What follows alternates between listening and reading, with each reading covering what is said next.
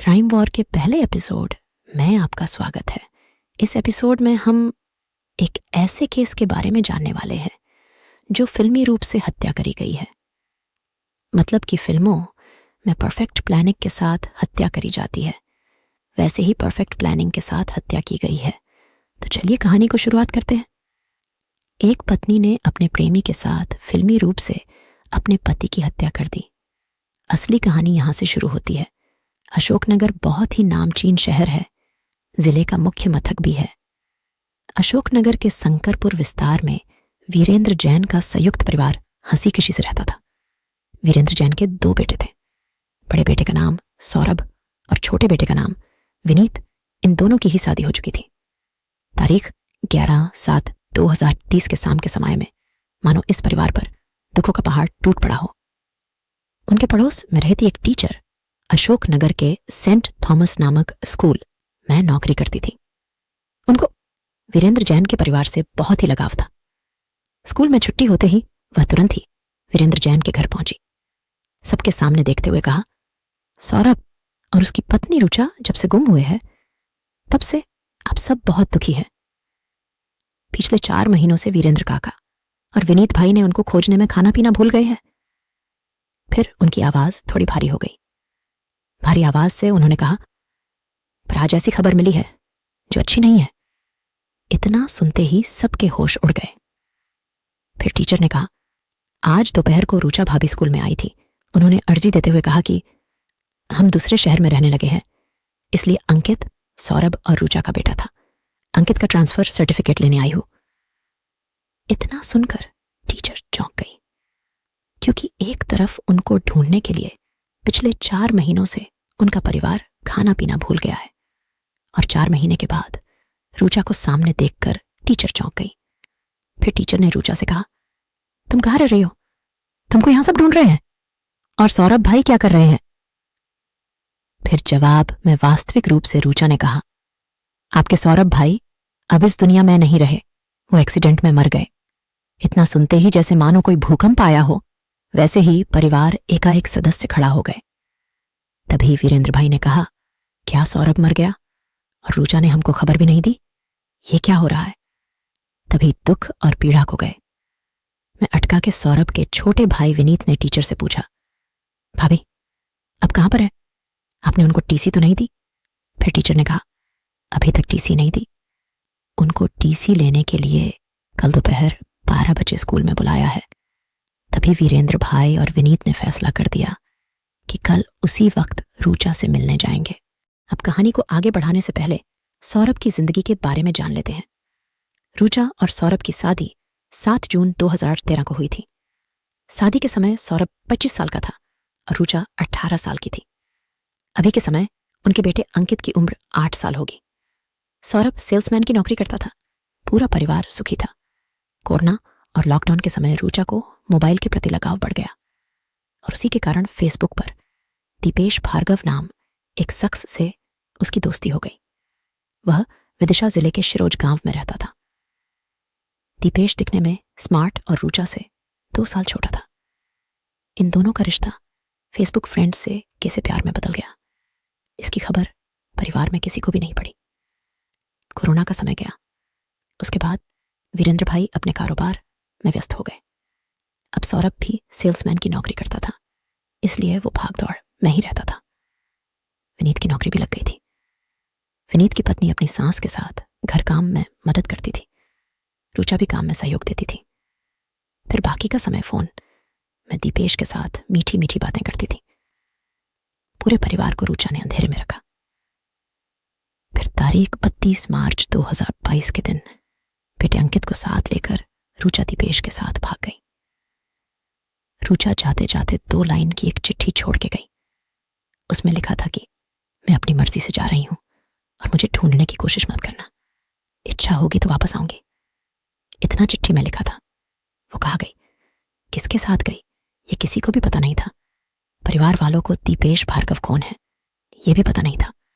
तब भी परिवार की इज्जत की सवाल था, इसलिए उन्होंने किसी को भी नहीं कहा कि हमारी बहू किसी के साथ भाग गई है।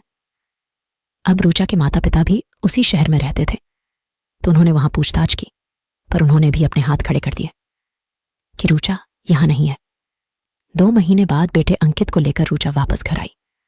तब घर का वातावरण तंग बन गया था। 2 महीने किसी और के साथ भटकने के बाद वापस आई हुई बहू को सास और ससुर किस तरीके से स्वागत करेंगे। पर अब इस घर में रूचा के लिए जगह नहीं बची थी। अब सौरभ रूचा को माफ करके रखने को तैयार था। इसलिए वीरेंद्र भाई ने अपनी मिल्कत में से एक हिस्सा सौरभ को दे दिया। सौरभ और रूचा दोनों दूसरी जगह पर किराए पर रहने लगे। फिर रूचा के कहने से सौरभ ने परिवार से संबंध काट दिया, मतलब को खत्म कर दिया। पर रूचा को पता ना चले, इस तरीके से सौरभ अपने माता पिता को मिलने जाया करता था। अपने पोते की खबर निकालने के लिए हर सप्ताह सौरभ की मां सौरभ को कॉल किया करती थी। 25 फरवरी 2023 के बाद सौरभ की मां ने सौरभ को लगातार 3 दिन कॉल किया, पर सौरभ का कॉल बंद बता रहा था। फिर मन को चिंता होने लगी। आखिर मां है, चिंता तो करेंगी। इसलिए अपने छोटे बेटे विनीत को कहा, तू जा, अपने भाई भाभी के घर वहां सब कैसे हैं, हाल चाल पूछ करा। फिर विनीत अपने भाई के घर पहुंचा। तब उसको पड़ोसियों से पता चला कि आपकी भाभी का भाई पिछले 2 महीनों से उनके साथ ही रहता है, पर थोड़े दिन पहले ही वो लोग यहां से चले गए हैं। कहाँ गए उसका कोई पता नहीं है। उन्होंने घर खाली कर दिया। विनीत के मन में ख्याल आया, भाभी का भाई? विनीत का मन चकरा जाता है, पर रूचा का तो कोई भी भाई नहीं है, फिर ये हीरो कौन है? फिर विनीत ने अपने तरीकों से खोजबीन चालू रखी। विनीत ने अपने माता पिता से बात करी तो वह भी चिंता के समंदर में डूब गए।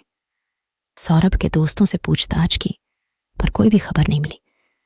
इसीलिए परिवार की चिंता और भी बढ़ गई। 4 महीने से सौरभ को खोज रहे थे, पर कोई भी खबर नहीं मिलती।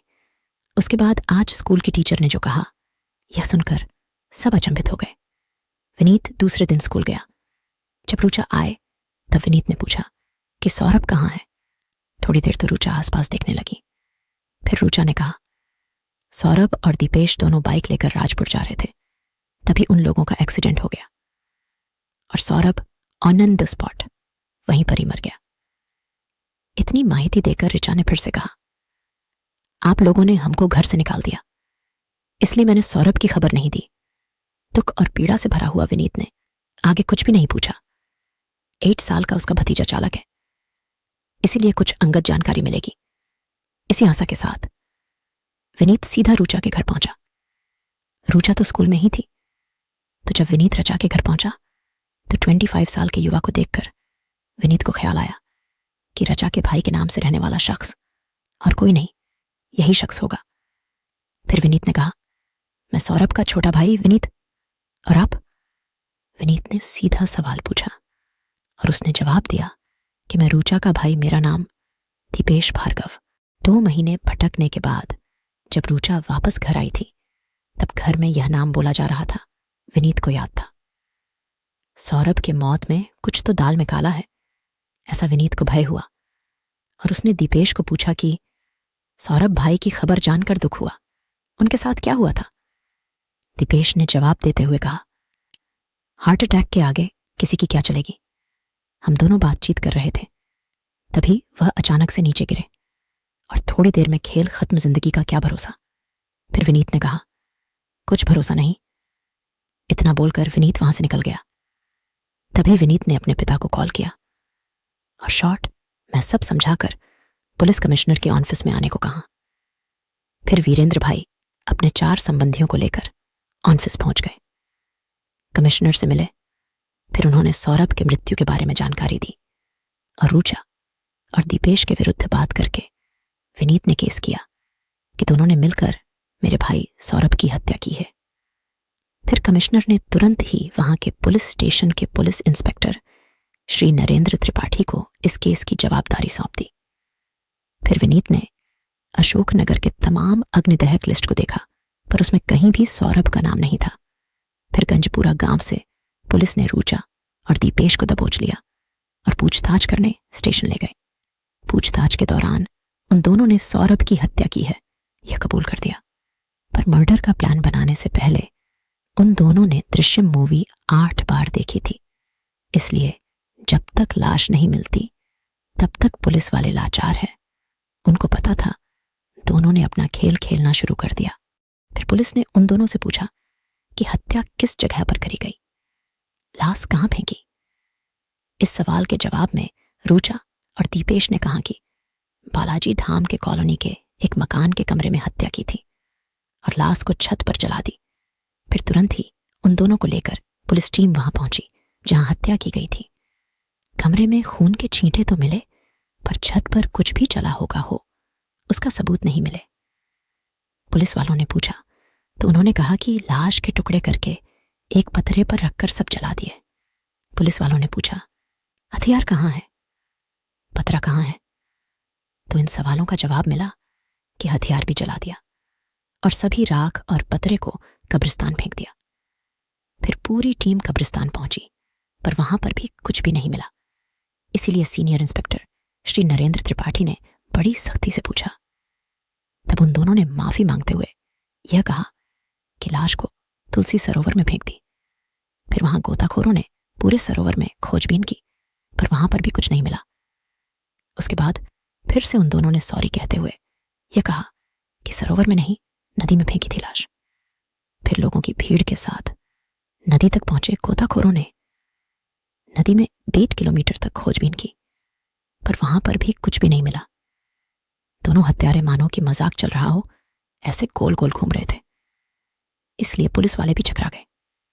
फिर इन दोनों से पूछताछ करने के बदले पुलिस वालों ने आसपास के 7 जिले में से तारीख 20 फरवरी 2030 से 30 मार्च 2030 तक जितनी भी बिन पहचाने लाश मिली हो ऐसी जानकारी मंगवा। फिर विदिशा जिले के शमशाबाद पुलिस स्टेशन से जवाब मिला कि 23 मार्च 2030 के दिन एक युवक की लाश मिली है, उसके कपड़े और फोटो हमारे पास है। फिर पूरे जैन परिवार को लेकर पुलिस की टीम शमशाबाद पुलिस स्टेशन पहुंची। कपड़े और फोटो को देखकर वीरेंद्र भाई और विनीत दोनों दौड़ पड़े। हाँ, लाश सौरभ की ही थी। अब हुक्म का इक्का हाथ में आ चुका था। तभी थोड़ी सी भी दया दिखाएं बगैर पुलिस वालों ने रुचा और दीपेश से आखिरी बार पूछताछ की। सौरभ की लाश मिलने के बाद पुलिस वालों से भिड़ने की इन दोनों प्रेमी जोड़ों की ताकत नहीं थी। फिर उन दोनों ने जो कारनामा किया था वह सब कुछ एक एक करके कबूल कर दिया। दीपेश के साथ 2 महीने रहने के बाद रुचा वापस घर आती है। तभी सौरभ को अपने परिवार से अलग कर देती है। वह भी उन दोनों के प्लान का ही हिस्सा था। वीरेंद्र भाई ने अपनी मिल्कत में से एक हिस्सा सौरभ को दिया था। उसमें से 12 लाख रुपए थे और एक ट्रैक्टर भी था और 5 बीघा जमीन सौरभ के नाम कर दी थी। और सौरभ का जीवन बीमा भी बड़े रकम का था। इस वजह से सौरभ को मार के सौरभ की जायदाद हड़पने का उन दोनों का प्लान था। फिर ये मेरा भाई है और वह आज से हमारे साथ रहेगा, ये कहकर रुचा ने दीपेश को घर में घुसा दिया और बेटे अंकित को भी यह समझा दिया कि यह तुम्हारे मामा हैं। सौरभ के भोलेपन का इन दोनों ने फायदा उठा लिया। फिर रुचा ने सौरभ से एटीएम कार्ड का पिन कोड प्यार से हासिल कर दिया। फिर दृश्यम मूवी भी 8 बार देख ली उन दोनों ने। फिर इस दिन सौरभ को अपने हाथ में कुछ दुखने लगा। तभी रुचा और दीपेश को मौका मिल गया। फिर अंकित को रुचा ने अपने माता पिता के घर छोड़कर सौरभ को बहला फुसला के भोपाल में किसी अच्छे डॉक्टर के पास चेकअप कराने के लिए सौरभ को राजी करवा लिया। फिर 21 मार्च 2030 के दिन सुबह किराए की टैक्सी में सौरभ, रुचा और दीपेश भोपाल के लिए निकल पड़े। फिर आगे शमशाबाद के पास दीपेश ने टैक्सी रुकवा दी और ड्राइवर से ये कहा कि आप वापस चले जाइए, आगे के लिए कुछ दूसरा इंतजाम किया है। फ्री ड्राइवर वहां से चला गया। तभी रुचा और दीपेश दोनों ने सौरभ को घसीटते हुए खेत में ले गए। फिर वहां पर सौरभ को मार मार के अधमरा कर दिया। फिर बड़े पत्थर को सर में मार के दर्दनाक हत्या कर दी। फिर लाश को वहां पर ही छोड़कर रुचा और दीपेश दूसरी टैक्सी करके भोपाल की तरफ रवाना हो गए। अब सौरभ के बैंक अकाउंट की चाबी तो रुचा ने पहले से ही ले ली थी। एटीएम से धड़ाधड़ पैसे निकाल के उन्होंने तीर्थ यात्रा शुरू कर दी। उन दोनों ने उज्जैन, अयोध्या और राजस्थान में खाटू श्याम के दर्शन भी किए। उसके बाद दीपेश ने अपने गांव सिरोज में एक घर रखा और रुचा ने अंकित के साथ साथ अपने माता पिता को भी वहां पर बुला लिया। उन लोगों ने बैंक में से 8 लाख रुपये उठा लिए। बीमा के पैसे के लिए कुछ झंझट न हो, इसलिए सौरभ का डेथ सर्टिफिकेट का भी इंतजाम कर लिया। अपने प्रेमी के साथ मिलकर अपने भोले पति को मारने के लिए ऐसा परफेक्ट प्लान बनाया कि 4 महीने तक किसी को भी पता नहीं चला कि सौरभ मर गया था। पर वह कहते हैं, ना कितनी भी परफेक्ट प्लानिंग कर दो, पर एक गलती तो हो ही जाती है। उन दोनों से एक ही गलती हुई कि बेटे के भविष्य के लिए ट्रांसफर सर्टिफिकेट लेने के लिए स्कूल में जाना। फिर बाद में पुलिस के सामने चालाकी करने के लिए रूचा और दीपेश ने बहुत प्रयास करे, पर पुलिस वालों के सामने उनकी चालाकी नहीं चली। अब दोनों प्रेमी जोड़े अशोक नगर की जेल में अपनी सजा काट रहे हैं।